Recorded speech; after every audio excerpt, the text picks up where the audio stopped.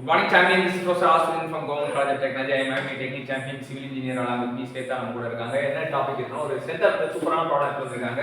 என்ன given data கொடுத்திருக்காங்க? A steel rod 2.5 meter long is secured between two walls.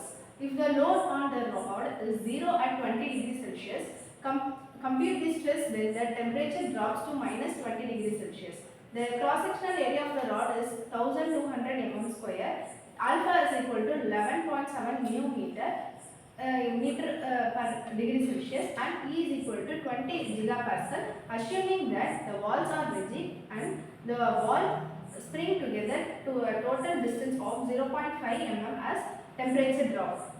So என்ன ரெண்டு விஷயம் walls are rigid ஒரு கேஸ் கொடுத்திருக்காங்க, walls are attached to string இன்னொரு கேஸ் கொடுத்திருக்காங்க. given data எடுத்துக்கிங்க, என்னென்ன given data எடுத்துக்கிங்க? என்ன given datasல என்னன்னா length வந்து 2.5 மீட்டர் சொல்லிருக்காங்க, temperature 1 வந்து 20 degree Celsius and temperature 2 is minus 20 degree Celsius.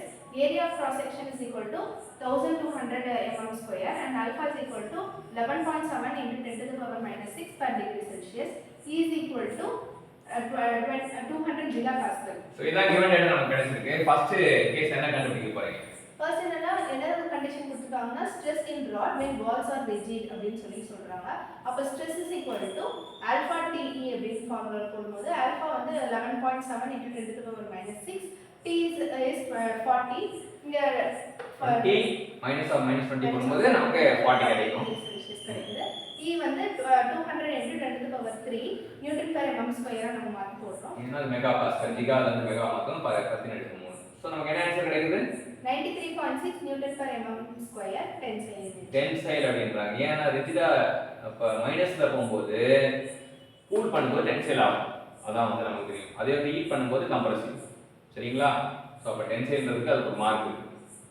ஏன்னா -20 டிகிரி செல்சியஸ்னா டென்சைல் ஆகும். அதை ஹீட் பண்ணாங்கன்னா ஹீட் பண்ணும்போது விரிவடையும், அப்ப அமுக்கும். கூல் பண்ணும்போது சுருங்கும், புடிச்சி இழுக்கும்.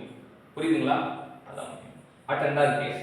Stress when walls spring together at total distance of 0.5 mm of as temperature drop.